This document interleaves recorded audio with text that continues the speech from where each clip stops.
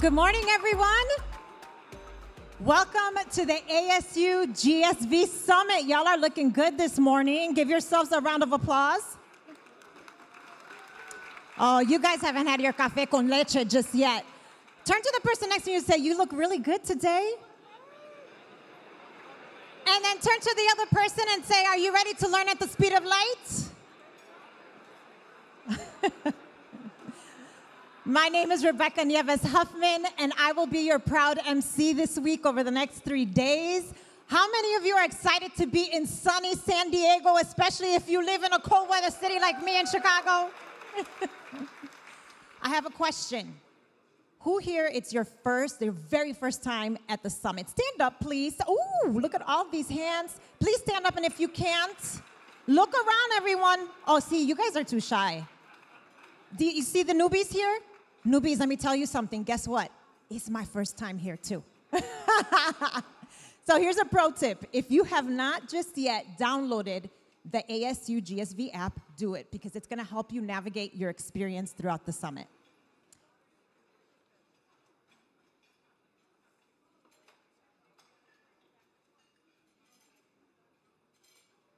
This year's theme is learning at the speed of light.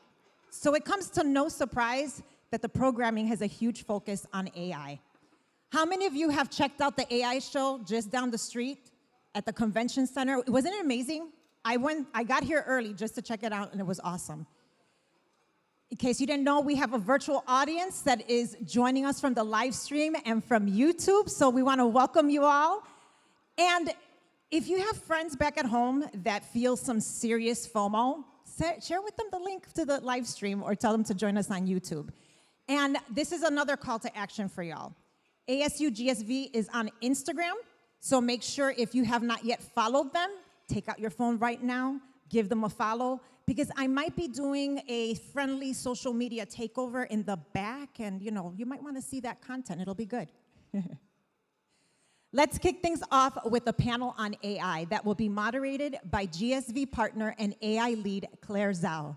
Joining her in this discussion is quite the lineup. If his ears were ringing last week when we were in a planning call, it's because Ben Gomes is a major deal at Google, where he is the Senior Vice President for Learning and Education. Next up, Yossi Matias, Vice President and Head of Google Research. Johanna Voolich, YouTube's Chief Product Officer. And rounding out this panel of heavy hitters, we've got Johanna. I'm sorry, guys. I am not reading this. We have Johanna Voolich, YouTube's Chief Product Officer. So everyone, help me welcome this amazing panel that's going to discuss Learning Unlimited.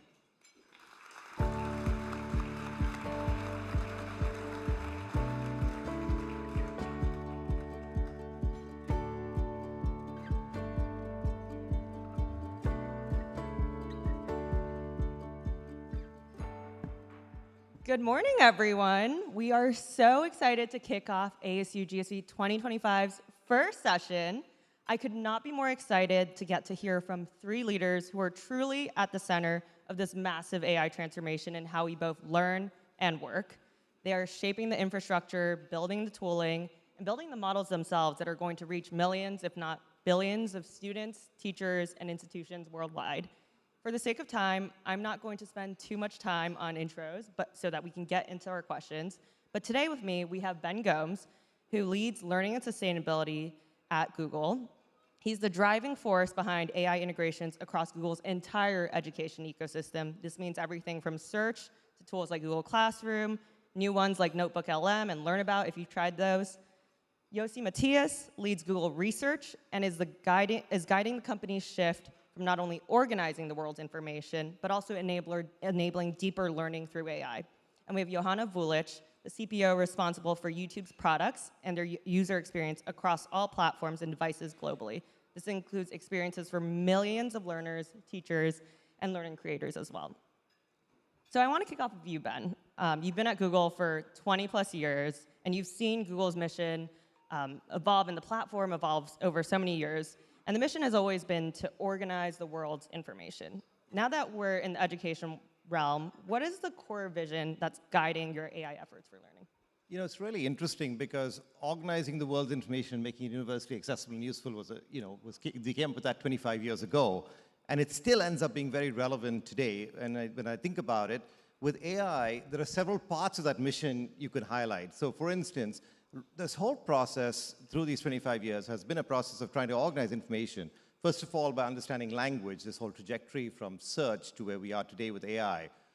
One of the things is being able to organize information. We use things like the knowledge graph and synonyms and things like that before in search. And today, we have the ability to take any topic and create schemas around it. So you can begin to see this in tools like Learnabout. You can begin to get answers on anything in things like the AI overviews that you see in search. And you can also begin to make learning the information much more active rather than passive. So it can actually be used for learning. So you can see that the information can become much more accessible. It can become much more useful because of becoming active.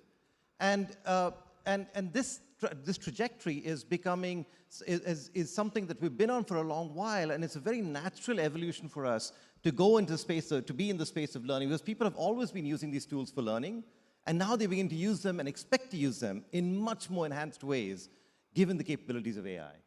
Yeah, I love that. And I think a couple months ago I was at a Google event, and I loved how you all framed it as the future belongs to curious, and that learning happens in the workflow of search. Johanna, YouTube spans so many different end users and serves everything from media, entertainment, learning. How have you thought of all the different directions that you could embed some of these learning principles into your product? When I think about learning at YouTube, YouTube is the largest learning library in the world. The scale is really tremendous. We serve over 2 billion people daily. And when you think about it, people are coming to YouTube voluntarily to learn. So if you think about the United States alone, 95% of people who use YouTube in the US actually come to learn something, come because of curiosity. 94% of teachers in the US use YouTube in the classroom. They choose to use YouTube in the classroom. And then because we're a platform, it actually enables really magical things. So I know Khan Academy is here, but 18 years ago, Sal Khan posted a video to YouTube, and that was a pathway to this great learning resource. 15 years ago, the Green brothers created Crash Course, and this really helped people who are curious about different interests, and now we have a partnership with ASU and Crash Course, and people can actually take courses on YouTube and then get credit at ASU, and then transfer those credits to whatever university. And so this curiosity is actually serving as a pathway to formal accreditation. And the final thing I'd say about YouTube and learning is that we're not trying to replace schools, we're not trying to replace teachers, we're just here to help. We're here to be a supplementary resource, and And we can do that because people want to learn on YouTube, and they come to teach, and they come to learn on YouTube. Yeah, so it seems that, oh, Ben, did you? No, I was thinking like I love the fact that you're anchoring on curiosity, because I've always felt that is that instinct to learn that sets us apart from all the many other great apes who don't have quite that same capability that humans have, right? And that's something deeply embedded within our brains and how we are constructed. And so I think, but it requires guidance. When I think about curiosity, I also think when I was like a toddler, I took a wire and I stuck it in a socket. And I remember that day Don't do very that. clearly. Yes. That was curiosity, but it was not guided. So one of the things I think that AI enables is guiding the curiosity. And I think we can do that in many contexts, because now we can understand a whole domain, because AI gives you good schemas for the domain, and that allows you to guide the user towards interesting paths where there will be interesting things to find. And that, I think, drives curiosity forward. It makes it that journey much more interesting for the user. Yeah, I love that you're framing it as guiding, because we all know, I mean, YouTube's been available for the last 20 or so years. Education has never been a lack of information problem. It's been a guiding problem, having someone to tell you how to get from point A to point B.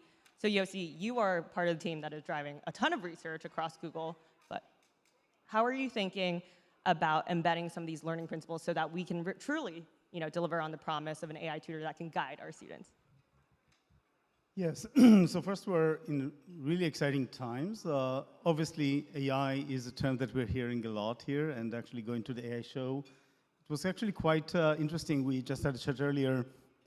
One of the things that struck me is that you see all these great applications out there, and startups and initiatives, essentially using technologies that just a few years ago were kind of aspirational.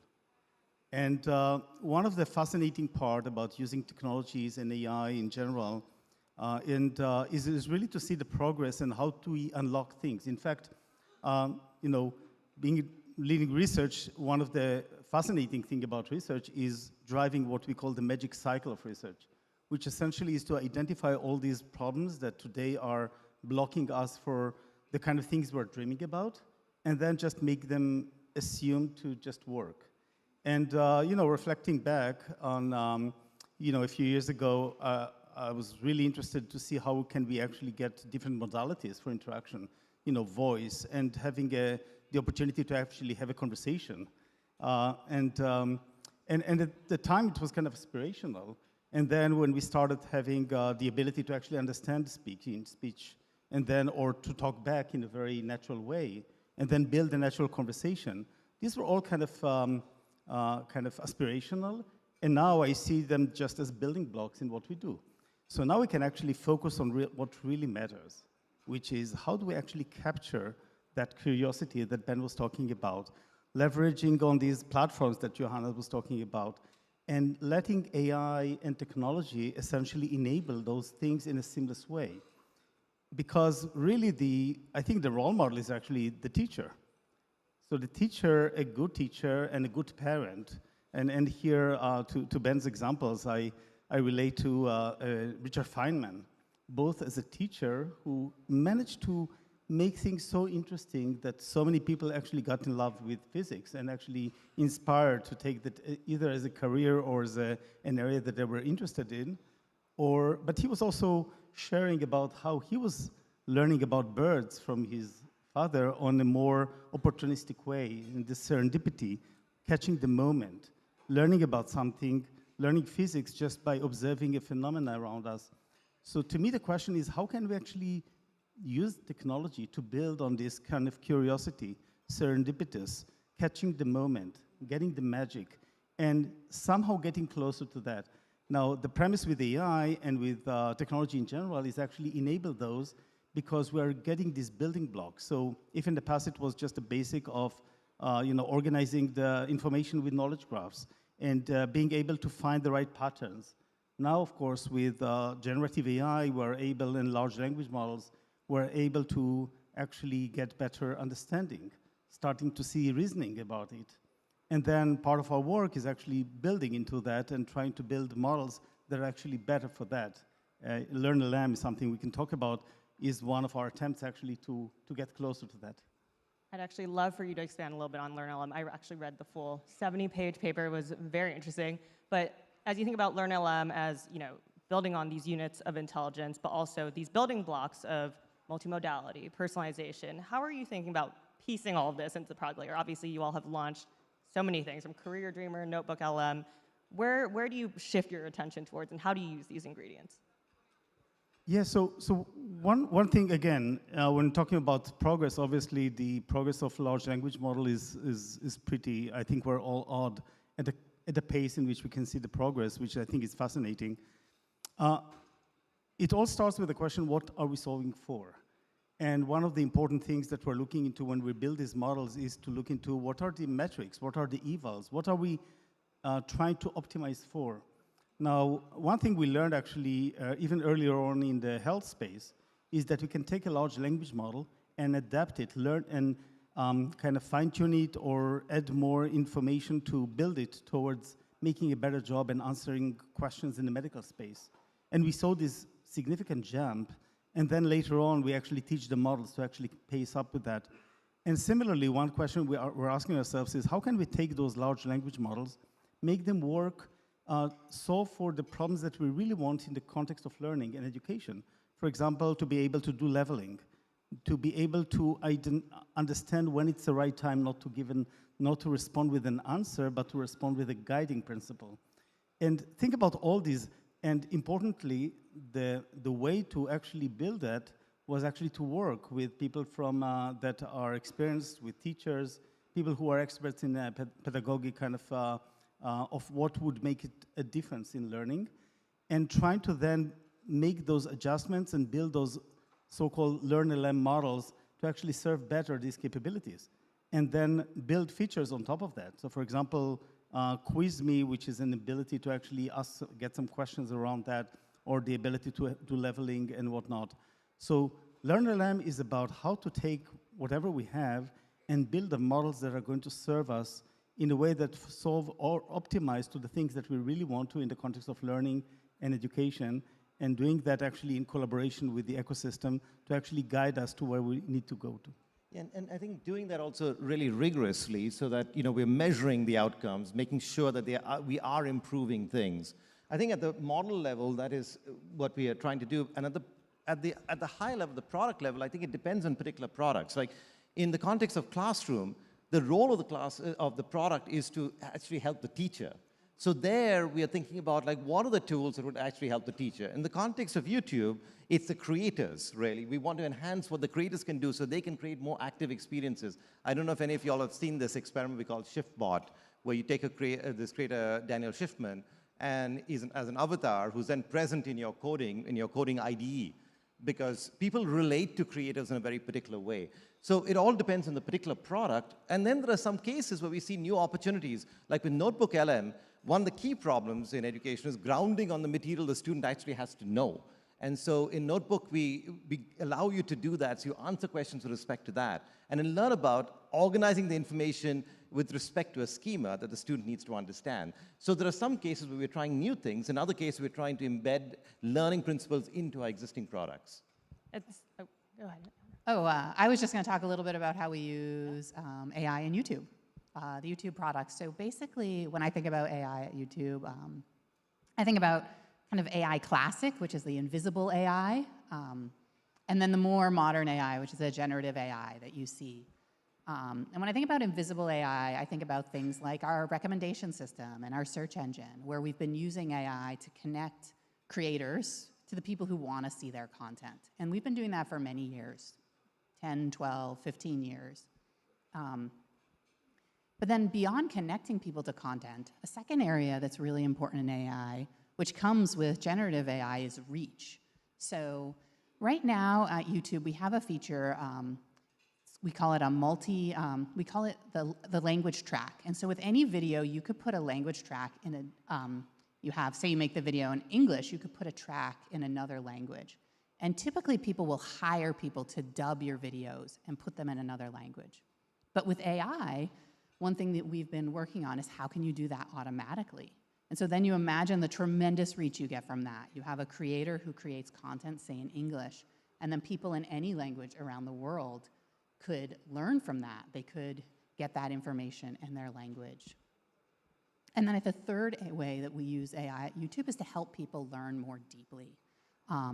Yossi talked about chatbots being an ingredient. Well, in YouTube, we have a button called Ask, where at the bottom of a video, you can click Ask, and then you can dig in. You can have a chat interaction with that video. You can try and learn more. What's happening in the video?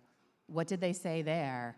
Can I learn more about this concept? And this allows people to dig deeper and get that kind of understanding that they are looking for.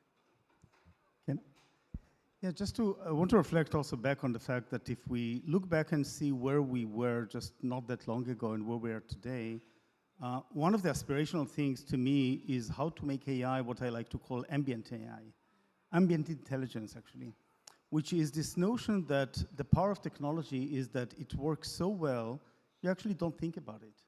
And today, arguably, we're already doing it for a lot. I mean, whenever we're talking with our phone, I mean, this was not possible just 10 years ago, right? And now we're just talking and assume that it's going to understand us, and typically does, or when it talks back to us. And sometimes you'd ask me, how did I actually read a paper or an article, and I wouldn't actually necessarily remember which language I did it, or if it was reading it or listening to it, or both, because this became kind of a little ambient. Now, conversational is now getting into that, and I think that whenever something is becoming kind of ambient intelligence, it just works. In a way, actually, looking for information became ambient, but you just Google it, right? Thanks, Ben. and so forth. So to me, the important thing to keep in mind, because I know we're all here in a conversation to see where we're heading, how can we use technology, AI, and otherwise, the important thing is that with the pace of progress, certain things we're going to see much more approaching towards this ambient intelligence in the context of learning as well. And then to me, the question is, how do we actually want to envision the future of interaction? It's really becoming the question, how do we see the future in which we actually have technology that practically becomes a possible tutor and teacher and a good friend? And how do we actually want to guide it? How do we want to guide the teaching and learning of that for the young generation? Because in the pace we're heading, actually, we're going to see much more progress in the next year, 2 years from now, 3 years from now, and we actually have an opportunity to help shape it.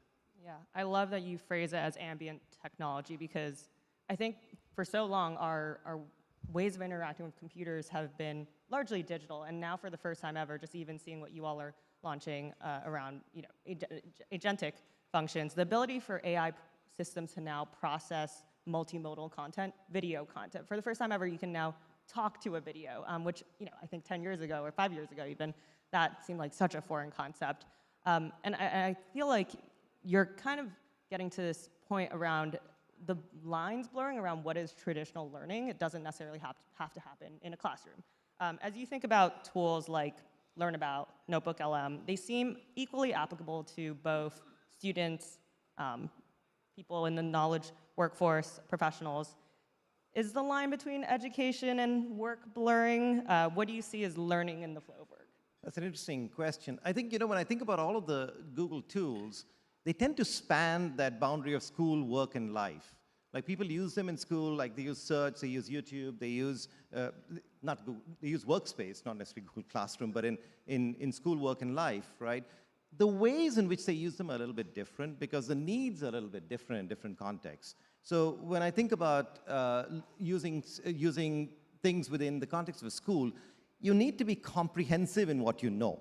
So if you are going to be quizzed about something, you may want flashcards to remember something there. So it's a slightly different use case of the same kind of tool because you need to be comprehensive. You're going to be tested on something. You need to know all about it. In the context of work, you need to do some particular task. It's a little bit more like project-based learning in the context of school, right? So there is overlap there, but it's not quite the same use case. You're more specific in what you want. There's a lot more material you're going to deal with. So if I think about something like Notebook LM, right, it is going to, grounding on material is very useful. Where if at work, it's grounding on the materials you're familiar with, the other documents and decks and so on that you're dealing with at work. If you're in school, it's the materials your teacher has given you. You want to ground on them in both cases. In school, it matters because, hey, the other day I was looking at this thing of like memorizing parts of the brain, right?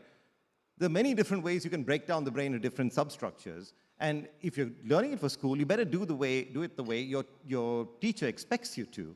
Because if you do it a different way, you won't be able to follow the class.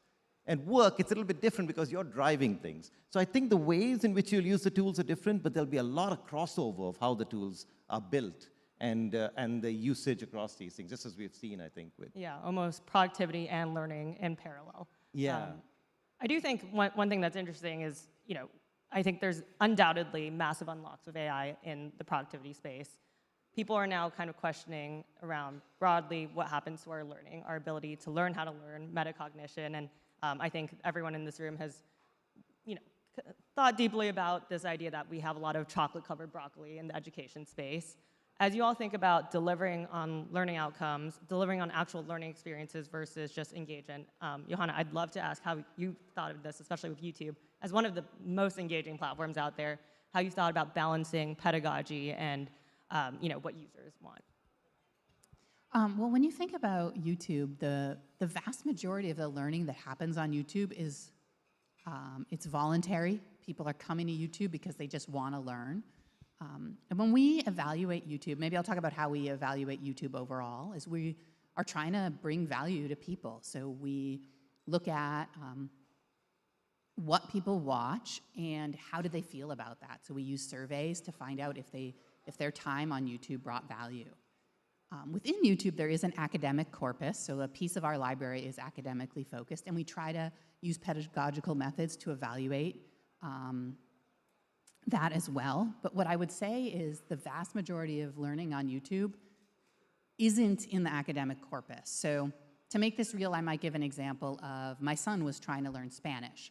So he had resources through school, but he also used YouTube to look up videos and watch them in Spanish. So we wouldn't have even known that he was trying to learn, but we would evaluate it. Was he gaining value from the platform? Would he have answered a survey that said that video brought him satisfaction? And that's how we think about it at YouTube. Almost like ambient learning.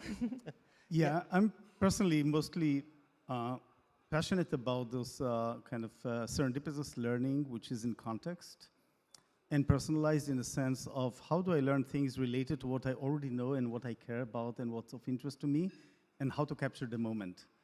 And I know that we've done it, I mean, Ben and I discussed it so many times when we were working on search. And now the opportunity is actually to capture those moments. And quite often, actually, we try to do that with kids, right? We try to explain a notion with something they care about, if it's sports or certain characters, and give the examples in that context. And if you think about the opportunity to actually do that, I think this is pretty significant. Now, going back to the question of this continuation, and formal versus non, and the K-12 versus life, I mean, we'll talk now about lifelong learning. We see actually in our work, we see that we all actually need to learn and adapt and learn new technologies, and we see anything from engineers to any other profession that are actually learning new things. And arguably, learning to learn is one of the most important skills out there. So I think in a way there's going to be some continuum, and also even within anybody who's studying something within a formal structure, it doesn't matter if it's work or school. I think, again, the big opportunity is to have this opportunity to learn also outside of that.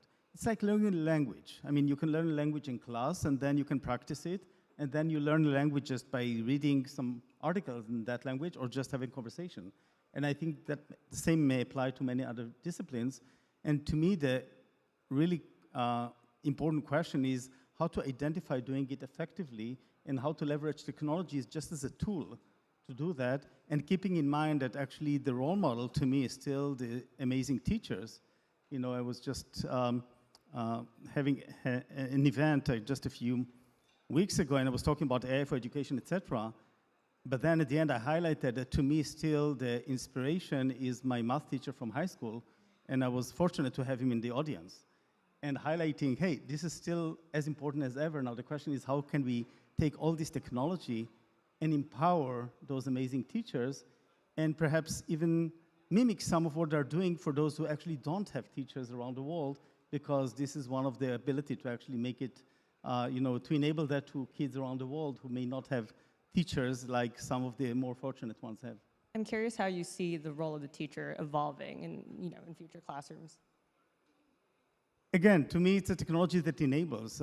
It's in a way related to how we're talking about how to use technology in the world of health, which is when you think about so there are two things: how to actually enable the teachers to focus on what matters rather than, and have the technology to help so think about as if a teacher has those many AI assistants helping them out on many things.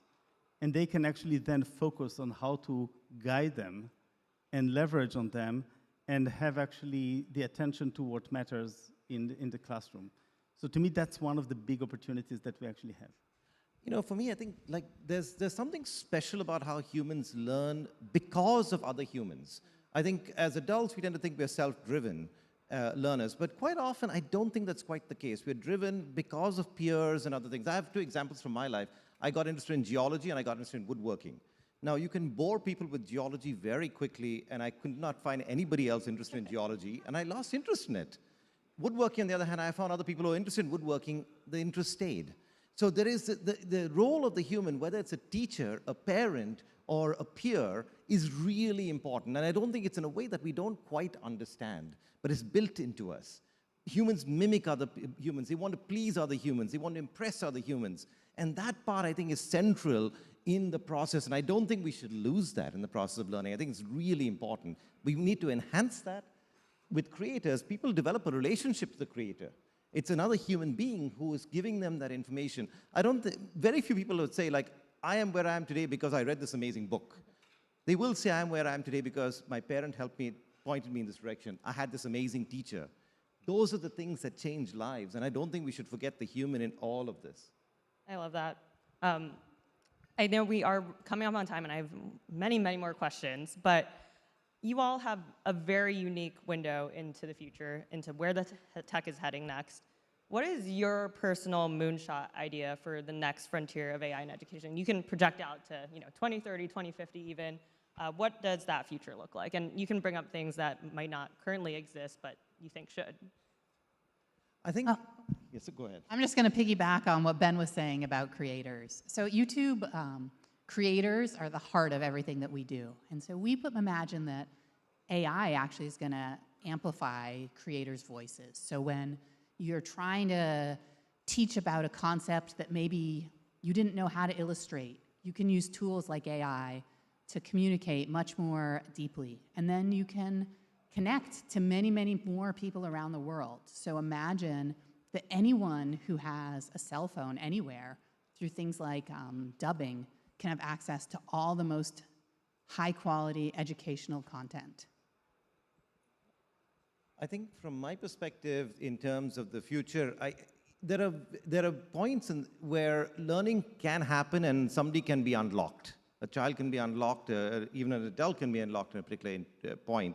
But they need to be given a little bit more guidance at that moment. So for me, during COVID, I got interested in botany and I started looking at plants. What helped me was Google Lens, because I could now figure out the names of plants where before I couldn't. So I began to learn about the divisions of the plant kingdom, and I actually created a terrarium in evolutionary order. I could do a bunch of things just because I had the tools to do it in that moment. I didn't know anybody around me who knew botany. So I think that notion of ambient, like you're saying, ambient intelligence, but an ambient tutor who can be there when you need it to help you take that extra step, to guide you down that path of curiosity, where you start with something, but they can help you take that one step further. I think now with open-ended questions and AI, that is just becoming so much more feasible. And you're seeing the beginnings of all the multimodal stuff. We're not there yet, but we will get there. Yeah, and something that even has that memory baked into it. Longitudinally can follow you and holistically. Yossi? Yeah, I think that we should take the assumption that, it's something I actually was reminded 6 years ago. I was talking about towards ambient intelligence. And my final words were that with the current pace of technology, if you can dream it, you can probably build it. And looking into what happened since these 6 years, I'm actually quite amazed. We did much more than I would even dream of. So to me, we should think about the future, and not even that long as you highlighted, just in a few years, where practically any capability that we are thinking about AI doing, it probably mostly will be able to do. Now the question in my mind, how are we going to use it? How are we going to guide? And then actually goes to the question of how do we set the right objectives for that? Because when you think about those tutors and AI that is helping and the way to actually adapt, in a way, it actually is going to do a pretty good job in directing to what's actually it's supposed to solve for. So I think our objective is really to make sure that we are very good in setting the right objective, like a good parent or a good teacher. If you set the right objective, you have all these assistants that you have from AI to actually help you doing that, that's actually going to make the biggest difference in my mind. I love that. Please thank me, or please join me in thanking our amazing panelists. Thank you. Thank you.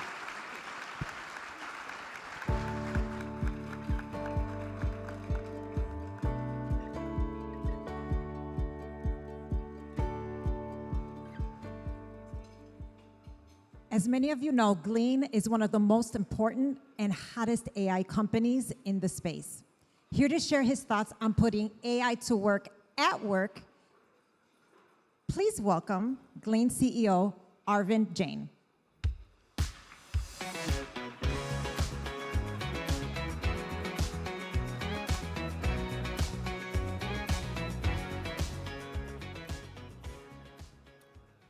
Good morning, everyone.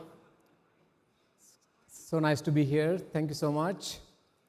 My name is Arvind. I'm the founder and CEO of Glean. Glean is a work AI company. We bring AI to everybody in their day-to-day work. Today, I'll spend some time talking about how AI is transforming every business, every organization, every institution. What are some of the key challenges that organizations face when you try to bring AI into your workplace, and what are some of the solutions that we have to solve those problems.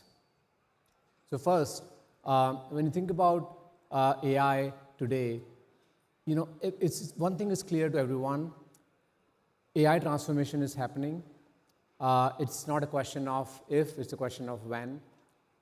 Every business, every institution is going to fundamentally look very, very different in the next few years. How work happens, how we spend our days, a lot of things that we do today, we won't be doing them in the future anymore. But the key to driving the transformation in the business is you have to think about both your people and your knowledge and data inside your organization. There are two key streams that we think is going to be a successful strategy for driving AI transformation.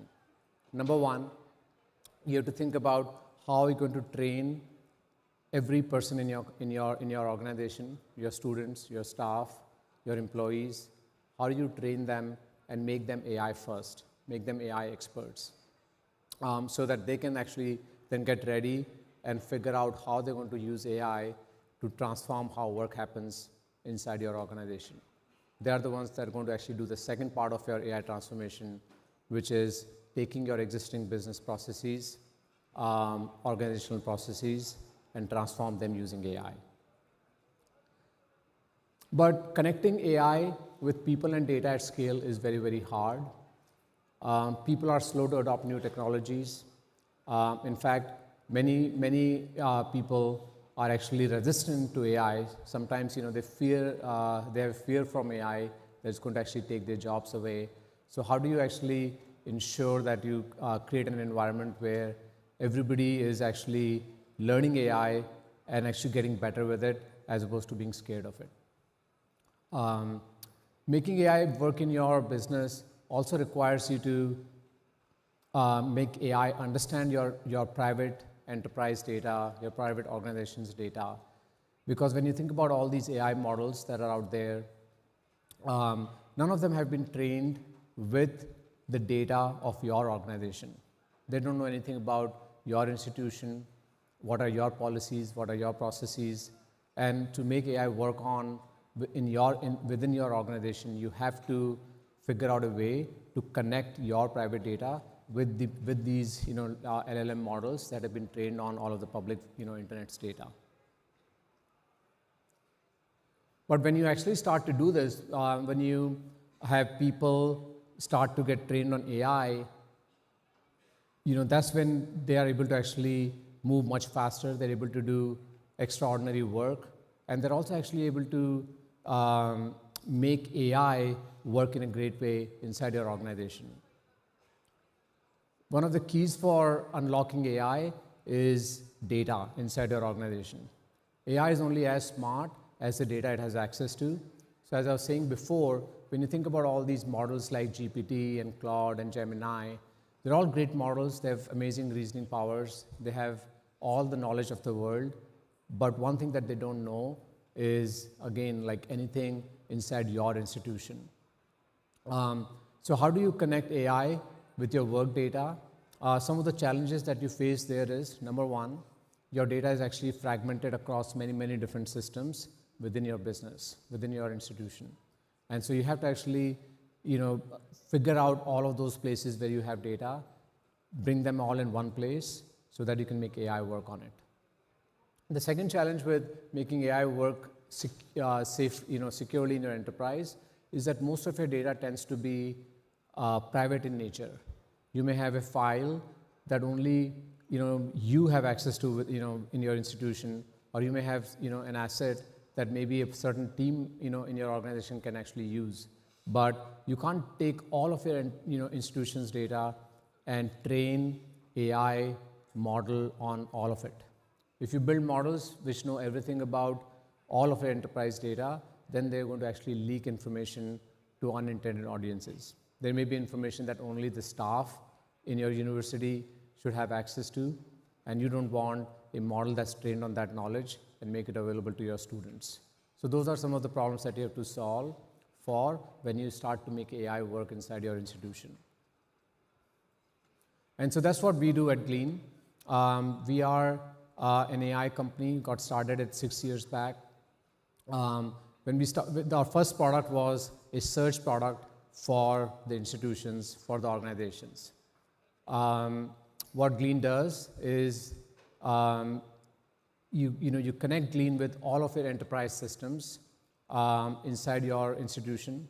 So you'll connect with systems like Microsoft 365, Word, PowerPoint, Docs. You'll connect it with Google systems like Google Drive, engineering systems like Confluence, Jira, for your staff, CRM systems like Salesforce. So you connect Glean with all of your enterprise systems, and then we give you one place, a Google-like experience, where as an employee, as a student, as a staff, you come in, you ask questions, and we'll surface the right information back from wherever that information is inside your business. And we'll do it in a safe and secure way so that we make it really easy for people to find information inside your institution, find documents, find messages, find people, everything. That's how we got started. Then after that, the AI models has continued to evolve. Transformer technology has improved significantly over the last 6 years. So that allowed us to launch our AI assistant product in 2022. Think of AI, Glean's AI assistant as a product that's very much like ChatGPT, but with a few key differences. You go to Glean Assistant, you ask questions, and Glean will answer those questions for you. But it will use all of the world's knowledge, as well as all of your internal private institutional knowledge to answer those questions for you. The second part is what is actually unique and extra on top of the normal chatbots that you're used to using. And then from that point onwards, as AI has continued to evolve, we've also launched a agent building platform with Glean. So now you can take any individual process that you have inside your institution, and you can actually start to see how to agentify that, how to actually bring AI to bring that automation into your business processes. So that's the evolution of the company, starting with search first over all of your institution's knowledge, to an AI assistant that again makes it really easy for you to work on all of your enterprise data and knowledge, and give a ChatGPT-like experience over that knowledge to your people, to an agent building platform. And I'll just show a quick visuals of how the product works. So the look and feel of Glean is just like Google or ChatGPT. You come in, you ask questions, and we'll actually use all of your company's knowledge and data to answer those questions for you. And when we do that, one of the key things with Glean is that AI is somewhat unpredictable. You may not actually understand, like sometimes people don't trust, like you ask questions in ChatGPT, it comes back with an answer, but it's hard to trust that. Why is it the right answer? The systems, AI systems in general don't explain, like why they're answering a question in a particular way. But when you come and ask questions in Glean, we do it differently, where when AI writes back an answer back for you, line by line will actually tell you where is that authoritative information generated by humans to actually produce and give those answers back to you. So that's the general purpose assistant, but you can actually now start to think about specific business processes within your company, within your institution. So for example, in a university, one of the key use case for students are they're always trying to find what classes they can enroll into. So you can actually build, at one of our universities, there is a class finder application that somebody's built using AI, which goes over the entire class catalog. It understands a student who's asking for questions around like what courses they can take, and use all of that context together to help them sort of figure out a curriculum for them or a course for that. Similarly, if you are a faculty member and you have, you can actually build an assistant that's built on all of the knowledge that staff has access to actually figure out like, questions around your day-to-day work, for example, like how do you apply for research grants and things like that.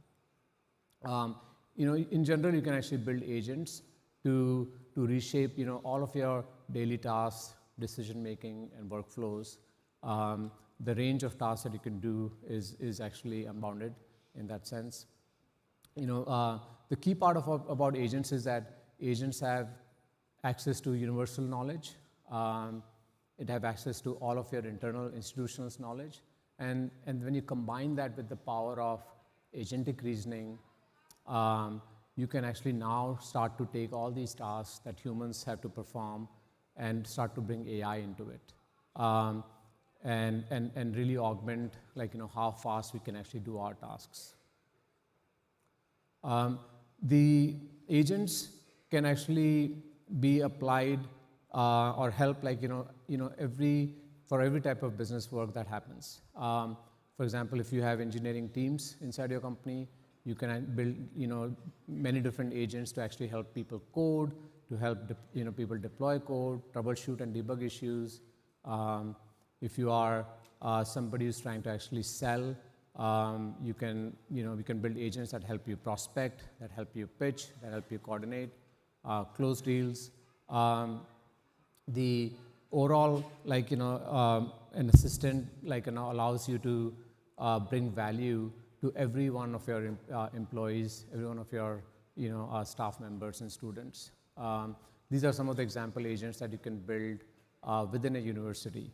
For faculty and professors, you can build a curriculum mapping agent. For procurement, you can actually help them figure out how to actually look across different vendors, compare contracts. For alumni relations, you can build an engagement agent, again with the power of AI. When you think about overall your organization, there are a lot of different things that you can be doing with AI agents. Now, with that, I will actually summarize, how we differentiate ourselves as an AI platform compared to all the different AI systems that you have there. So number one, the Glean platform is comprehensive in terms of data access.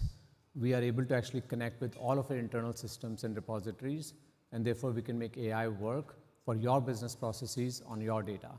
We're not limited to a specific set of applications, which means that you can build agents for all of your different staff members, for all of your students, all on one single horizontal open AI platform. The second key aspect of Glean is that we are model agnostic. So instead of having to pick whether you're working with GPT or Claude or Gemini, you can actually use the Glean platform, which brings the best of all of industry's innovation all in one platform for you. You get to use, when you build agents on Glean, you get to pick which model is the best depending on the use case that you have, and make that work for you, for that particular agent. You have broadest access to data, so not just like internal data in your institution, but also all of the world's knowledge. And you can actually now build agents that can work on the entire set of data. And also remember that agents actually do some work. So they're not just using information and using the power of reasoning of LLM models. They're also ultimately doing some work. And so for that, they need to actually have the ability to take actions inside your enterprise systems. And that's another thing that you get with our actions library in one place. So overall, that's how Glean works.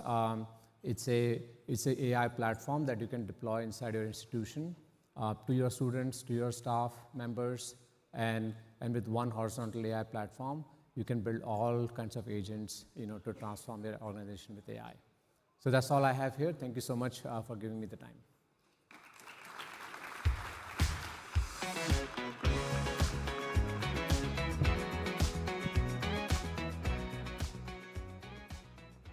I met the moderator of this upcoming Fireside chat 19 years ago when I was working in the charter school sector.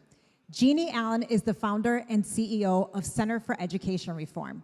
She's a trailblazing force in the ed reform sector. So it comes to no surprise that she is one of this year's Power of Women Award recipients. That's right. I was thrilled to see that she would be having this fireside chat with Governor Kim Reynolds of Iowa. Governor Reynolds has been a leading voice in reshaping education in her state. Under her leadership, Iowa has prioritized workforce readiness and strengthened pathways between K-12 schools, community colleges, and employers. Everyone, let's welcome Jeanne Allen and Governor Kim Reynolds.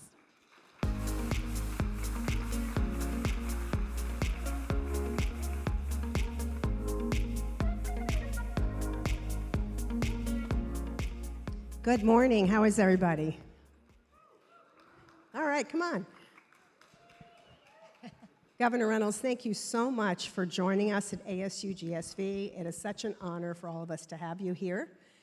Talk about trailblazing. So I was sharing a little bit earlier with the governor that I remember being a student in New Jersey and hearing about the Iowa test that we had to take. How many people remember the Iowa test? It was one of the first standardized tests. I was like, why are we being compared to people in Iowa? So I'm going to start with that. You took over as governor, chief executive of your state in Iowa in 2018. What was happening? Well, first of all, it was a very tough election cycle, but I was excited to have the opportunity to run for governor. I was serving as lieutenant governor, and my goals were really growing our economy, being more competitive with our tax structure. We were way out of whack, reducing regulations, and really restoring education excellence. We used to lead the country when it came to education. The assessments, the Iowa assessment, we were known for our infrastructure being an educational powerhouse.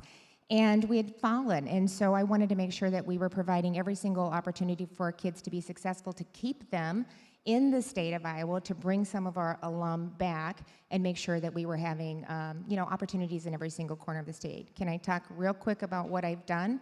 Because I think that that's really set us up to be successful. Our tax structure was extremely uncompetitive. Our top individual income tax rate was nearly 9%. It was one of the highest in the countries. Our corporate tax rate was 12%. It was the highest in the country. And I've signed into law 5 tax cuts in 6 years, and this year we went to a flat 3.8%. Our corporate tax rate is on its way down to a flat 5.5%. We're currently at 7.1%, and we no longer tax retirement or inheritance income. And the other thing that we've done is reduce regulations and to reduce the burdensome regulations and red tape on our businesses. And then the last thing that we've really worked on, I think that when we get into some of the conversations later on, we passed a realignment bill last year or the year before, I've lost track, to make our government more efficient and more effective. And we did things like cut 21 agencies from my cabinet. We reduced 1,200 regulations in the year one alone. We aligned departments and workforce programs and made us more efficient. and ultimately saved Iowa taxpayers $217 million in 18 years. And we are better and more efficient and more effective because of it. I wish if it wasn't so cold, I'd move there. It sounds like a great place to be.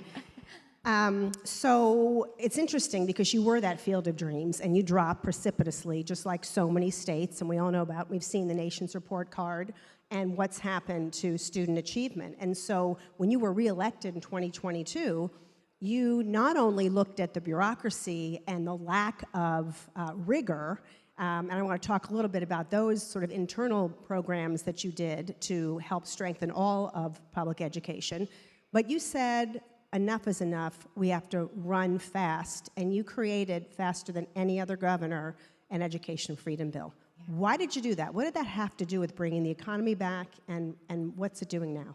Well, we needed to restore excellence in education, and that means providing opportunities. And I am really proud, Jeannie, of what we've done to improve all of education across the board. But I really truly believe that it started with choice, giving parents the freedom to decide the best high-quality education that best fit the needs of their children, where they could succeed and be the best that they could be. Whether that's public or private or public charters or open enrollment or homeschools, they get to choose. And by doing that, we truly have drove competition and innovation and excellence in education, and we're seeing the rewards because of that. It's making a difference in the opportunities for our students. Today, I just think it's just unacceptable for a child to be trapped in a failing school because of their zip code or their income, and that really came to light during COVID. Families that had the resources had opportunities, and families that needed to be in the school, needed that structure, needed the eyes on them. They many times didn't have the resources for those options, and they paid a price because of that. So I'm proud to say today we hit the ground running, and Iowa families have a plethora of school choices. Whether it's ESAs, which I'm proud to say this year we will be fully universal. We phased it in over 3 years, 300% of FPL, 400, and this year it'll be completely universal. And charter schools went from 2 to 17 approved. We think we'll have 13 next year. And the other component that kind of caught us off guard too was that the fact that they can open enroll, and we had 9% of our students' families making a decision to go from public to public, again, just based on the school that they felt could best meet the needs of their child. I'm going to tell you, and we invested in other things too. Yeah, no, all sectors and all options, and you went from a charter school law that we rank as failing to a very exceptional one and bringing opportunities in. And I just want to jump on that for a minute, because when you brought choices in, a lot of people are very skeptical. They're like, okay, there's choices. What about supply? You've got a rural community. And I'll never forget, one of my favorite opportunities with you was when we brought in several Yossi Prize winners to meet you, and you started hearing about all of them. You were like, you've got to come to my state, we need you, and you got to know Chris Gullisee-Worrell, who's in this room today, who helped start Oakmont Education, workforce development, really personalizing for at-promise students, not at risk, as she reminds me constantly. And you were like, well, what do we do? How do we get you here? And now she opened her first last year. They're opening up 2 more in Oakmont. And you were like, hey, we're open for business. Innovators come and help supply great education for kids. That's extraordinary. I gotta tell you, we've worked with a lot of governors over time, but that was pretty game-changing for you. Like, okay, everyone, can we move the bureaucracy and the tables out of the way and let people come in? Let's get it done. Well, first of all, she's my soulmate. I love her dearly. And I'm very competitive, especially when it comes to our kids. And their focus aligned so well with what we were trying to do in Iowa, to really provide innovation, to meet the kids where they're at, to help them complete or get a certification where they could have every opportunity to be successful in their life. And that's exactly what they were driving. Chris came to the open house. Michael got to be there. I can't even describe that day. There was so much hope and energy and optimism, just because the facility was just amazing. The equipment was state of the art. And these kids believed in themselves for the first time for a long time, and this really believed that not only could they get their high school diploma, but in addition to that, they had every opportunity to have a successful career as well. So it was a game changer, and I think it's just reflective of just some simple changes to the code, not letting the school board decide, the public school board decide if they were going to allow a charter school, but moving that to the State Board of Education and then having changing the parameters of it completely opened us up for business. And just so congratulations on doing that. And career and workforce development, career and workforce innovation is hot on everyone's mind in this room and at this event every year, and certainly on the minds of policymakers. And we've gone from this kind of old, clunky CTE to really amazing stuff that's personalized and tailored thanks to AI and things like that.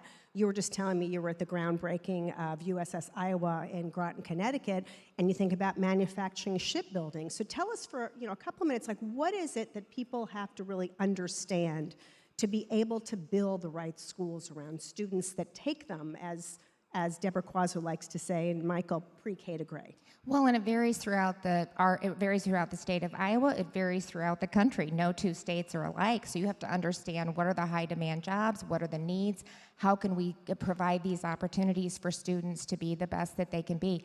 I've been passionate about bringing the worlds of work and education together ever since I've been lieutenant governor, where I had the opportunity to chair the STEM Advisory Council. And at that point, it's been a while ago, a lot of the parents didn't even know what STEM was, and they didn't understand how important it was to their kids' future. And today I would say 98% know, and they know that it makes a difference in the opportunities for their children.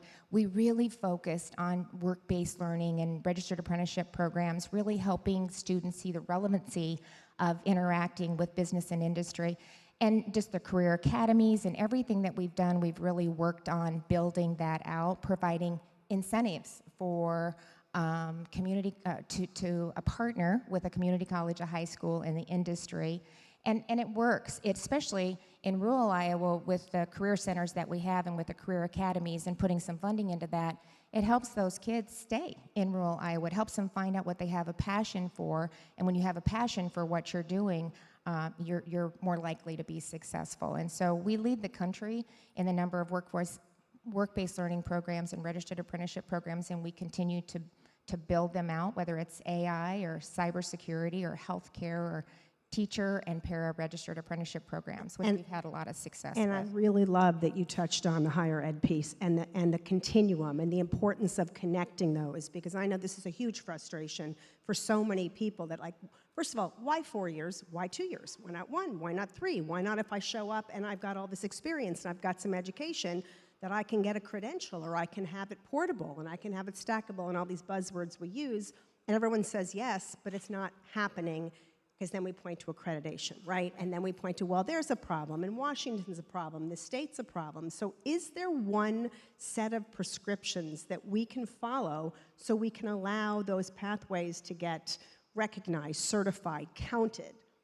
Well, to make them stackable, I think that's what we've tried to do. I think that's what you're saying. It starts with credentialing, and then it can build on the credentialing, and then they can take it to the next level, or they can eventually maybe go to a registered apprenticeship program. But I think sometimes we try to overcomplicate it. One of the things we did to make it more accessible is we enhanced the definition of work-based learning so that it could count for part of the core curriculum, because we had so many kids that weren't able to take advantage of it, that didn't have those experiences to participate in those opportunities. And by making it a count towards the core curriculum, that allowed more kids to participate. And you never stop learning. We're always continuous learners. And even if they start and they go right from high school into a business, they still have every opportunity to continue to advance in their career through the programming that we've put in place. Yeah, that's really great. So you're talking a lot about the strength of what you've been able to do at the state level. And I think it's fair to say there's a little bit of controversy out there right now about a U.S. Department of Education being terminated, closed, abolished, probably more like rolled back. And I keep hearing a question from reasonable, well-intended people that goes something like this. Okay, but why can the states do it any better? I mean, if we just give it to the states, what's that going to do? And so can you help us understand, from your perspective as a governor, Forget about politics, forget about your party. Like, why do you think that's a good idea? What can you do better? And how does that help you, and how does that help students? How can we allay some of these fears about special needs and our kids are gonna be, you know, on the streets and no one's gonna be caring about them? What do we do? Well, I think it's a real opportunity, honestly, for the states, and we stand ready to go. We've already submitted a waiver because I've seen firsthand how realigning and reducing some of the administration and the bureaucracy can really make a difference. It makes us better, it makes us more efficient, it gets those dollars into the classroom.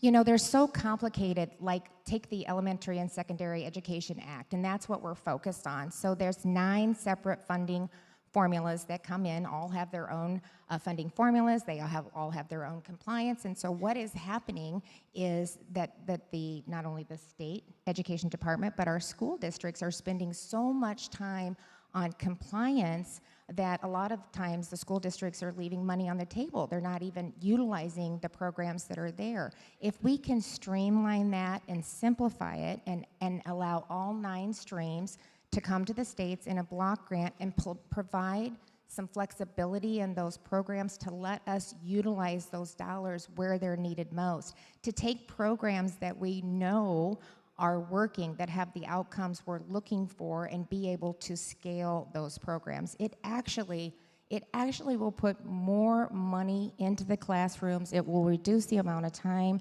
that we're spending on compliance, and we can shift that time to really driving educational support for teachers that are in the classroom. So, you know, they're not going to touch Title I, they're not going to touch special ed, that's off the table, but there's opportunity to streamline and bring it back to the states. Again, I'll just say, you know, no 2 states are the same. We all have different priorities. We all have different needs. We're closest to, you know, it makes more sense, I think, for the communities and the state and for the parents to be involved in the education at the state level. We're ready, and we can do it. And we should be held accountable, which we will be. Yeah, so that's the question about accountability, and that remains to be seen. A lot of people like say, well, who's going to hold us accountable? There's a sense that if Washington isn't writing it down, I mean, everyone issued NCLB, but then the minute there weren't those kinds of rules, people are like, wait, who's holding us accountable? Well, it's tied to our state plan, which we still have to deliver to the Department of Education. So we still will be held accountable. None of that will change. Our director of the Department of Education is here today, Mackenzie Snow, has really worked hard on redoing our accountability plan, our state plan, really tying to metrics that make a difference in our state, and every state has to abide by those same rules, so that won't be impacted at all. And when a school district calls and says things like, which we've been hearing, they're cutting my special ed funding, who are they? Yeah. Well, they're not, so that's not accurate. It has to go towards special education. It can't be used for anything else, and they have made it very, very clear that they are not touching special education. It can only be used for that, but we can maybe do a better job in how we deliver those services and hopefully get better outcomes for the kids that need that. We did a big reform on our area education agencies that deliver special education in the state of Iowa. It was a tough issue to take on, but we weren't being accountable to the dollars that were going into the system, and the outcomes that we were getting weren't satisfactory. And so we've made some changes, and hopefully we can get that turned around, and again, just better utilize those dollars based on strategies that we know will make a difference for the kids that we're serving. Ultimately, it is all about these students, and everybody wants the same thing, so let's figure out ways to work together to really align to that measure. And I remember hearing you use the word personalization a lot when you did those special ed program reforms, and you use personalization a lot when it comes to literacy. Right. You did a pretty significant lift on teaching reading and math. Tell us about how you did that. And that's sort of, again, it's sort of the choice is great, but you have to have innovation. Innovation can't come when you have flexibility. So what did you do to start really tweaking your law? Well, we started with early childhood literacy. We did that last year, really focused on standards. That's where we started. And then really individuals or kids that weren't performing proficiently, we did individual plans for them. We invested heavily in providing instruction in evidence-based learning, science or reading for 6,600 educators and administrators, both public and private, in the state of Iowa, which is a huge commitment. And we've also made sure that we're providing evidence-based instruction for teachers and administrators. And so we've started to see some great results already from the changes that we've made in early literacy. And so this year, we're applying that very same process and those very same standards to math. We're not where we need to be with math, or we've been stagnant and actually have dropped just a little bit. We've got to do better. And so again, we'll do individual personalized plans, evidence-based instruction for our educators that are in low-performing schools, also working on our prep programs, and then providing parents with programs that they can help build out instruction at home as well. So hopefully we can get those scores turned around as well. Well, I know you hang around with a lot of your fellow governors, and you must be a little jealous that Alabama made a little bit more progress than you did, Mississippi. So is there some interesting collaborative competition with you guys? Always. You know that very well. They don't like it when I get on social media because I see the rankings come in from the other governors. But honestly, Governor Reeves in Mississippi is a great example of the success that they've seen with the science of reading, and it's just so encouraging. We're setting these kids up to fail. If they can't read proficiently by 3rd grade, then we're doing them a disservice. And so we've got to get back to the basics, and we're doing that in Iowa. And for the first time, in a long time, I believe wholeheartedly that we will return to our #1 spot as in providing education for our students in Iowa, because we've done a lot of the things I think that are foundational that'll make a difference going forward. And that's really focusing on the basics. That's providing parents with educational freedom, infusing competition and innovation in education, and just building those partnerships with business and industry, with our students in schools and with our higher education, and really being flexible in adapting to what the current needs are in our state and other states across the country. So I think it's a really exciting time for education, and I'm very optimistic about the future. And final, quick, give me a few seconds. Is there hope for making this a unified approach across governors, states, and the nation so that we can all be on the same page with less division? I think you're starting to see that. I really do. More and more states are moving in this direction. As I said, we all take what they're doing in states and we tweak it just a little bit and say ours is a little bit better and possibly better outcomes. But I think the foundation, again, Jeanne, you're going to see some consistency across the states, at least in the basics. Please join me in thanking Governor Kim Reynolds from the great state of Iowa.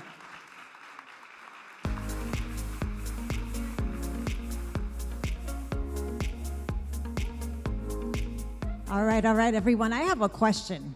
How awesome was last night's opening reception? Oh, come on, y'all. Were you all watching the White Lotus season finale? Is that what happened? You guys skipped it? It was awesome. I peeped over there, and it was a wonderful opening reception. And we'd love to take a moment and thank its sponsor, American Student Assistance, ASA. Their president and CEO, Jeanne Eddy, will be introducing a much-anticipated fireside chat with the amazing Emily Auster. Listen, yes, let's woo it up, because Emily Auster, she's amazing. And I have to say, this is off script, and it's okay.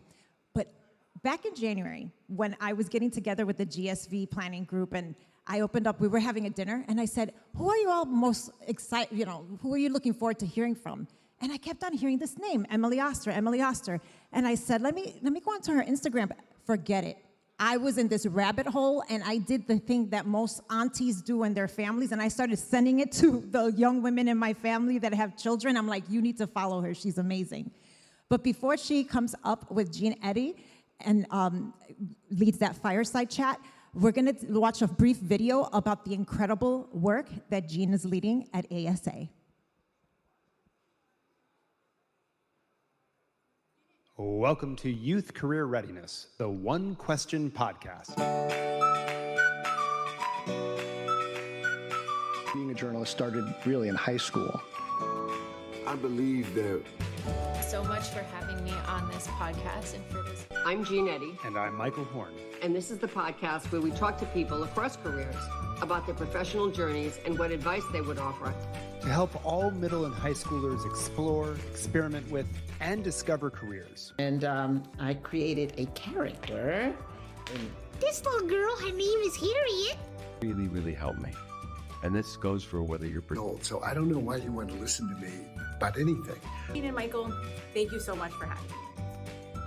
I think the most important piece of data or information that our kids need to collect to think about what kind of jobs they might want are what do you do every day at that job? Because ultimately, what you want to have in your career is a job where you look forward to going to it most days. And that's all we've got on the Youth Career Readiness, the One Question podcast. Thank you for tuning in, and we'll see you next time for more tips and insights.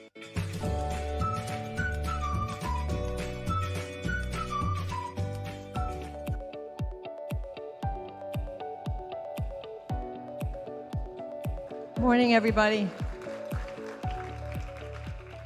And I want to thank Rebeca for that introduction. What do you think of our podcast? Our lovely little creatures out there that are avatars. I think I may use it just for about everything. But I do want to welcome you all, and I want to explain a little bit about what we did. Last fall, Michael Horn and I launched the One Question podcast, which features celebrities and notable luminaries on career advice and insights for tweens and teens. I'm happy to say that it's been met with great enthusiasm. And I do hope everyone gets a chance to listen to an episode. As you've heard, I'm Jeanne Eddy, President and CEO of American Student Assistance, and I'm happy to be here with you as the premier sponsor of the summit. ASA is a national nonprofit changing the way kids learn about careers and prepare for their futures. We believe that all young people need career exploration education starting in middle school and the access to work-based learning experiences in high school. We know this powerful combination of career readiness education and experiences helps kids and their parents choose education and career paths that are right for them. Today, I'm honored to introduce Emily Auster. I first met Emily when she was a guest on our Youth Career Readiness podcast. Emily is an economist and a professor at Brown University. She's the founder of ParentData, which is a data-driven guide from pregnancy to parenthood and beyond. Emily also hosts podcasts, including her latest, Raising Parents with Emily Auster. As she's a best-selling author with 4 books to her name, which include Expecting Better, Crib Sheet, The Family Firm, and The Unexpected. It's also my pleasure to welcome Michael Horn, a really dear friend and colleague, to the stage. Michael is the co-founder of the Clayton Christensen Institute for Disruptive Innovation and teaches at the Harvard Graduate School of Education. Michael also co-hosts the top education podcasts Future You and Class Disrupted, and is a regular contributor to Forbes.com. He is the author of the Future of Education newsletter and several books, including the national bestseller, Job Moves, 9 Steps for Making Progress in Your Career. Please join me in welcoming Emily and Michael to the stage.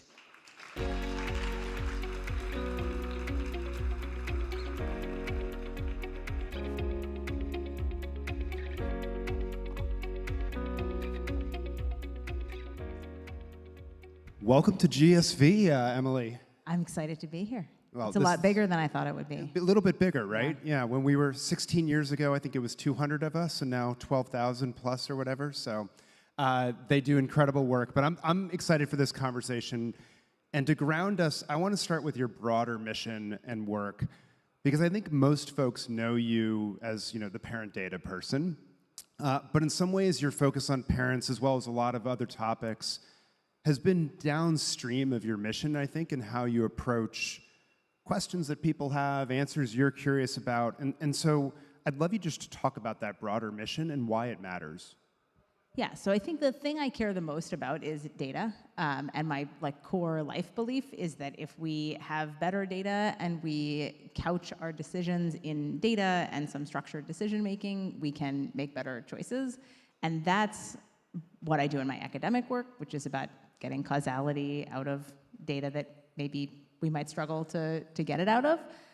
And it is in what I do to communicate to parents, to communicate with educators, and so there's like this underlying thread that is everywhere, and it is data. So that's going to be an excuse for us to unpack a lot of different topics Yes. around this prism today. I've been an avid reader of your work, and frankly, some of the extensions that you've had, like Jillian coming in and talking about important topics around women's health for several years now. And it strikes me that some of your work, intentionally or not, is around helping reduce anxiety for folks.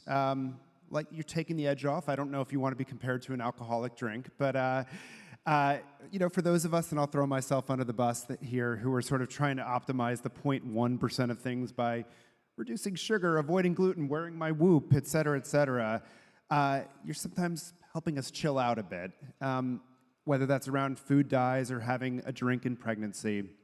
And I just sort of love to hear how that take resonates and the role you see yourself playing in the community of people who follow you.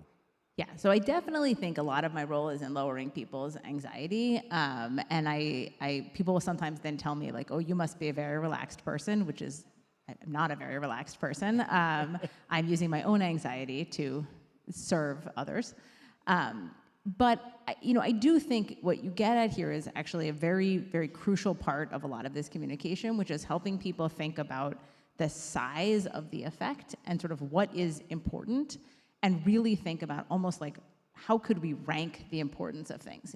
So if you asked, I write a lot about health behaviors, and you ask sort of like, what are the important health behaviors? It's easy for people to get into these like rabbit holes of tiny things. Don't have any food dyes, like don't have any gluten. Wear your Whoop. I mean, I wear a Whoop all the time, right? So it's sort of like we're approaching this like our goal is to perform like Tadej Pogačar on the Tour de France, right? And like every 1% matters, because when you're going up the like last stage of the Tour de France and you're trying to get ahead of the other guy, like you need the Whoop.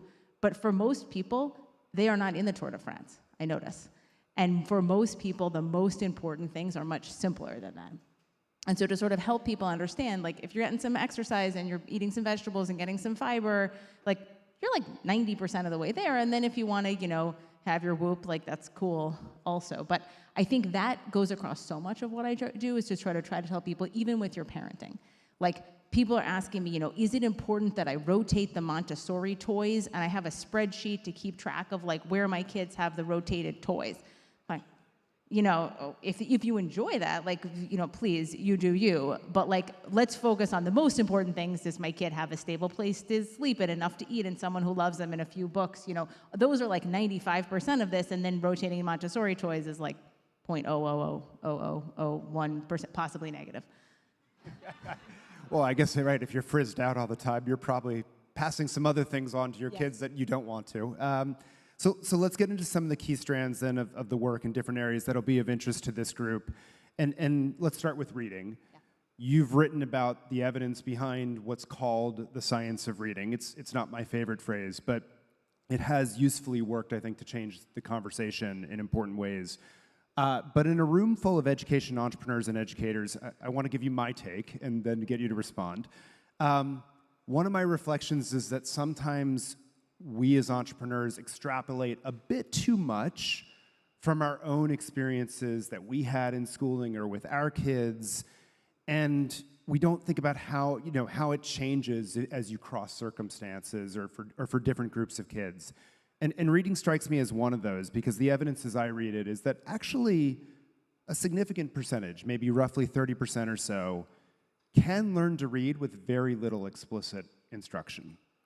And so, look, whole language or 3Qing, probably not helpful, but it's maybe not super harmful either. And then there are those who grow up in homes where they're surrounded by books. The parents are intentionally or unintentionally, giving instructions, sometimes explicitly, and they figure it out almost independent of the school's curriculum. This is like the group of folks who go to Waldorf, perhaps, and don't get instruction in reading until 3rd grade. And then there's the group of like 30 to 40% of folks that need super explicit instruction in phonics and the like, and probably all of us need content knowledge, but it comes from different places. And so I guess it seems to me when we have these very strong debates around the evidence, we're not taking into account different contexts, and like there may be different answers in different circumstances or different dosages and things of that nature. and we sort of pit studies against each other, my data versus your data. And I just sort of love your read on how to think about that. Yeah, I mean, I think that's right. There's a sort of more structured research way maybe to take that, which is that when we look out at these studies, we're often able to evaluate like an average effect. So we say, you know, on average, this program or this approach is better than this other approach, but that doesn't typically capture heterogeneity across kids, and the fact that, you know, that in this particular case, I think some things are more important for certain segments of the population than others. I mean, and generally, I think you're right that like there's a good share of kids who are going to learn to read kind of no matter what you do in school. And then when we're talking about, you know, how should we be changing instruction in school, it really is about, you know, how do we get the last 30%, the sort of 30 to 40% of kids to learn to read. I think in some ways for me, the bigger part of this, the thing that is more complicated and I think almost problematic about this discussion is that it has oversimplified what one would actually do. And so, you know, we sort of like, well, do the science of reading. Well, that's not like a thing. You know, that's not like, okay, we have a thing called the science of reading. If you just do it, what do you mean? So we sort of say like phonics is important. Great. Okay, some phonics is important, but there are many programs that would wrap phonics, and so much of this is how it's going to be implemented. And so, you know, my sister-in-law is a principal of a school, and you know, she uses a program that I think is like not on the top end of the phonics, but she's explaining, you know, here's what I do to scaffold for this group and for this group, and you know, she's sort of like really, really thinking about how you can implement this. If someone like that is in charge of every school, like, we're fine, and then they're going to kind of figure out something that's good. I think we're often in policymaking trying to figure out, well, how can we support when there is not going to be this kind of human capital sort of going into thinking about this, and that's the part I think we're missing a bit for me. Well, so this touches then into the next question because of policy and sort of the blunt maybe instrument that it can be, and it's the debate over screens that you've waded into, smartphones and social media in particular. Throughout the country right now, as you know, a lot of states are following John Haidt and banning phones in schools, and we're seeing different evidence around the effectiveness of those bans. And I suspect that a lot of folks here would be curious to hear your take on this and what we know and don't know about this, especially since a lot of them, I suspect, have built mobile apps that, you know, are well-intentioned around actually having educational value of some sort. Yeah, so I think for me in this debate, it's really important to separate some of the pillars of, you know, John Haidt has provided a really helpful organizing framework, and I think, you know, there's the kind of phone in school part, and then there's the like phones for kids part. And I think actually, although this has all gotten sort of smashed together into some kind of idea like our phone's bad, it is much better to sort of separate those out. And when I think about phones in school, I think the issue is much less bullying or mental health or et cetera. It's just that like this is distracting. Like you wouldn't hand kids like a Game Boy and be like, it's gonna ping you about Mario Brothers like every 10 seconds. It was like, this isn't helpful. And so even completely putting aside how you feel about sort of kids having phones, the idea that there should be a video game like accessible to you at all times while you're trying to learn math in third period, it's sort of crazy. It seems crazy. Like I think it just seems crazy. Now, what I do think is it will be very helpful over the next 3 years to have evidence out of these school districts that are changing this, right? So there's a ton of change in this that's going to happen in the next couple of years. Places are going to change how we're doing. So I think we're going to learn a lot about whether that impacts learning and whether that impacts other stuff. But I kind of put that in one bucket. And then there's a second bucket of, you know, how should we be thinking about kids having phones at all? And how do we think about the weight of the evidence around things like mental health? I think that evidence is much more complicated. You know, it's clear for some kids phones are bad. It's clear for some kids phones are good. Trying to approach this like there's a single solution seems wrong. And more than that, I think that, you know, some of the solutions people have come up with, which are like, let's wait until your kid is 14. And then like somehow the day they turn 14, my kid turns 14 tomorrow. Like the idea that like the day they turn 14, they're a fully grown adult and you just hand them the phone and you're like, good luck with that, enjoy. That seems crazy. And I think some of this needs to really focus on, how can we help kids learn to live with this technology as opposed to deciding it's all good or it's all bad, or there's some point at which you're ready to have unlimited access. Well, I'm going to be following your journey into that, Right. crossing that threshold over the next, not just day, it sounds like, but maybe a few months. On that note, as we think about efficacy of, say, school districts that have banned phones or whatnot, I know one of the things that you've been frustrated with is the lack of consistency in reporting around test scores around the country and other outcomes-based data, and frankly, the paucity of data in general. You built actually a website and an AI tool, I believe, to help solve some of that. I'd love you to update us. What's the state of the tool, and maybe more to the point, what have you learned about the state of data in education today? Yeah, so our tool, which the tool is called Zelma, the project's called the Education Data Center, and really what we're focused on is cleaning up and making accessible the state level assessment data. So my view is that the assessment data that comes out of states is probably underused in terms of evaluating how things are going, partly because it's such a mess. Not to call out Montana, but to get Montana's data, you have to download 3,000 separate Excel spreadsheets, and that's annoying. And so our goal here is to make it so you can just look at one spreadsheet. And I think for a lot of education researchers, policymakers, just people who work in this space in general, having access to a quickly updated, organized source for this data is helpful. And then we've built an AI front end on it, so you can actually ask questions in natural language and get your graphs or tables out from a query. So, for me, why is this important? We started doing this work when we were looking at the recovery from the pandemic, and I think that keeping people focused on who has recovered well, who has not recovered well is important. I think is crucial for figuring out what works. I also think there is much more learning states could do from each other. We had Governor Reynolds up here, and I think looking at the places that have been successful, looking at Mississippi, looking at South Carolina, looking at Tennessee, and asking what are they doing that Massachusetts is not doing. I don't think we're doing enough of that, and I wonder how much that's because we don't have accessible data, and how much is something else. But the thing that we can do with this is try to generate that data and see if it helps. Yeah, I think the underwritten story in my home state of Massachusetts is that our peak was 12 years ago, I think, in NAEP, and Your peak was 12 years ago, and more than that, you went down during the pandemic, and then you kept going down. Every year you get worse. Yeah. So we're awesome. Unlike my state of Rhode Island, which started low, but is improving. So trajectory matters. Our goal is to be Massachusetts. That's the governor's explicit goal. Is that right? Yeah. That's the governor's office told me the other day. Well, so if you extrapoliate the We're trying to trends, win. it seems like it's going to happen. Totally. All right. Yes. All right. I don't think he's doing anything about it. You're just really helping. Oh, yeah, no. We're a strategy of hope, not action. Okay, so let's keep with the data conversation around the ed tech companies, because a conversation that's been present at this conference since it started is around efficacy, around ed tech, and getting the data to show that, and the research studies and so forth. In fairness to the companies, I think they often struggle to get the data, whether the schools are holding on to it, privacy concerns, or frankly, if they pay for a study, the credibility from those outcomes or the report might be low. I think it often is. Or perhaps they're one of those products that's not focused on reading or math that has more tests around it. I would love you to give advice to all of us about if you were starting an ed tech company and trying to prove efficacy, how would you approach it?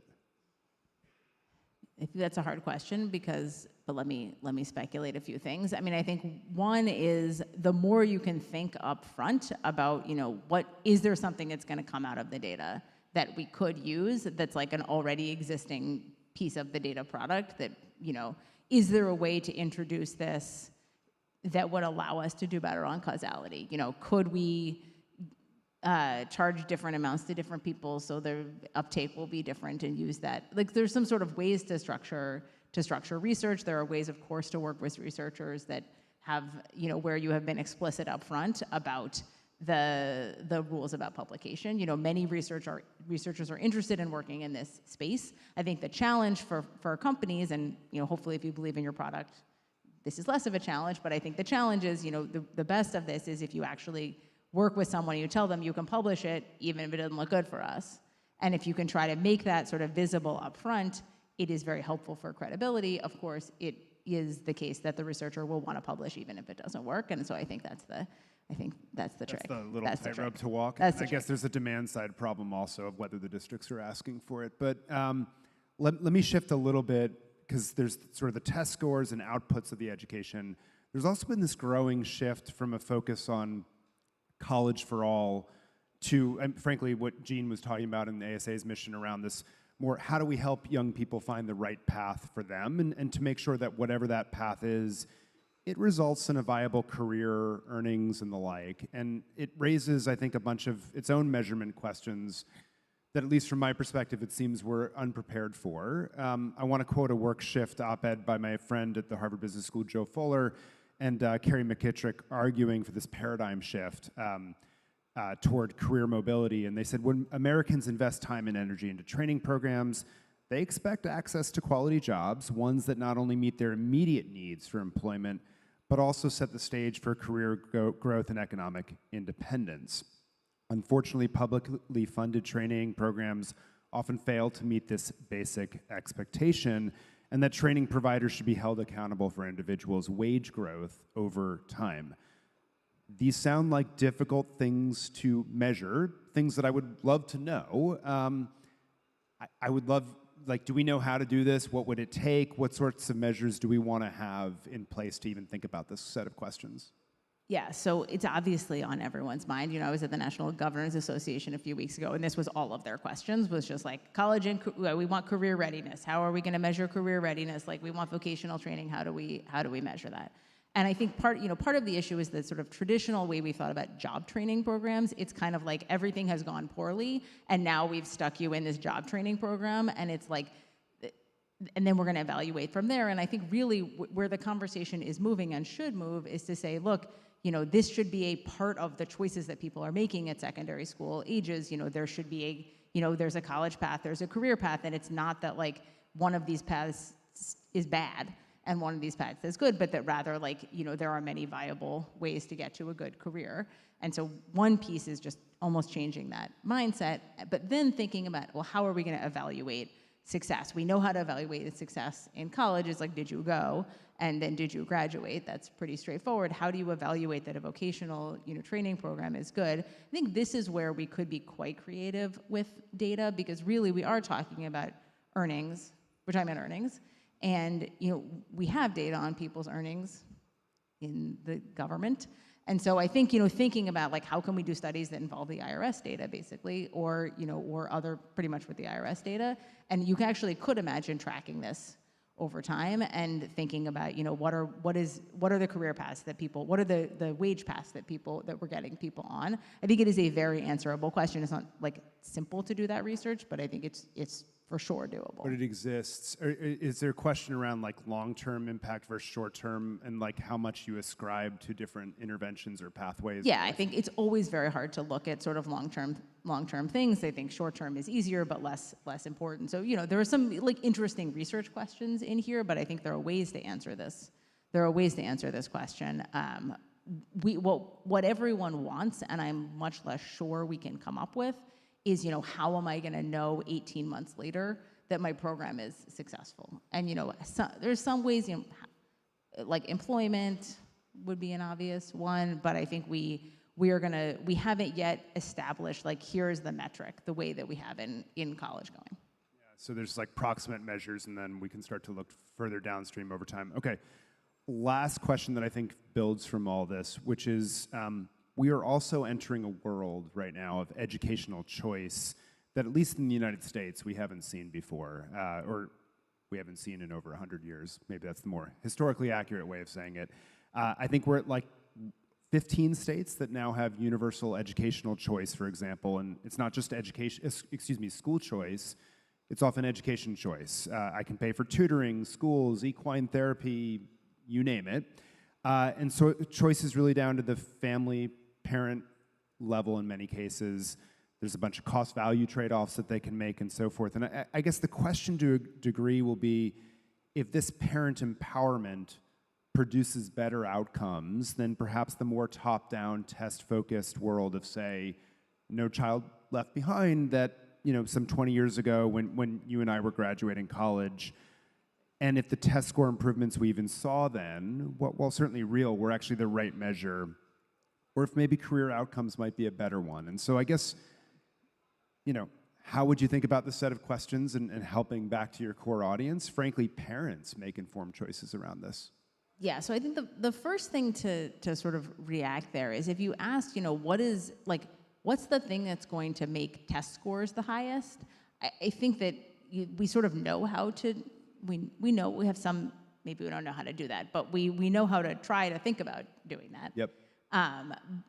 When we start talking about parent choice, I actually think this is not the only, or even maybe the main thing that all parents care about. So it's not the thing that they're optimizing. So it's not the thing they're optimizing. So I think it's a little bit of a false dichotomy to say, well, would test scores be better if we let parents, be the choosers?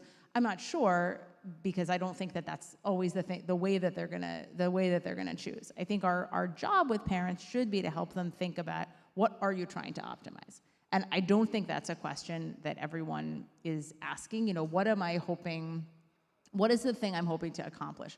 If I move my kid to a different school, what am I hoping will be different? I think even just pushing people to ask, what is your goal here? What do you want to see be true for your kid in their schooling environment? I think would help them make some of these choices in a more informed way. And then, to the extent that we could understand that, it would also help us understand, are there other things we should be measuring?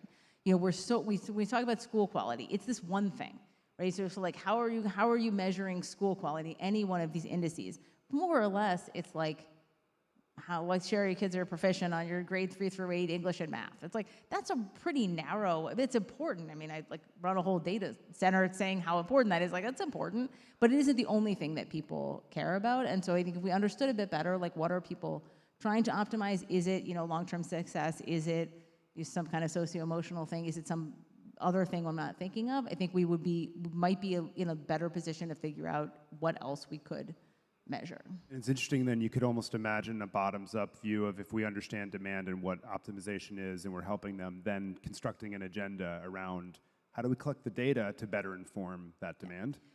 I think that's right. I also think I just would sort of pull back a little bit and say, parent choice is a luxury, and there are a lot of people we're trying to serve in the public school system who aren't particularly engaged with choice, and whose kids we would like to provide opportunity to. So I sort of worry sometimes in these conversations that we really do want to keep an eye on the set of kids whose parents are not going to be diving into this choice thing, but where we want them to learn to read.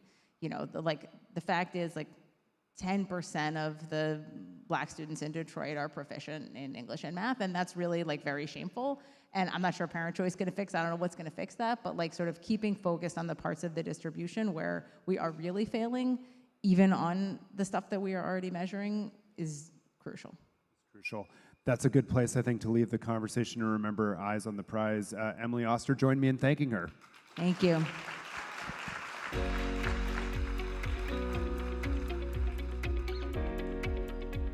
All right, everyone. That was a great conversation. Now, make sure that you check out the AI show if you haven't just yet, because today is the last day and there is phenomenal programming. And download that app if you haven't just yet. For our virtual online community, we're going to be back here at noon. Same for everyone that's here. See you back at noon.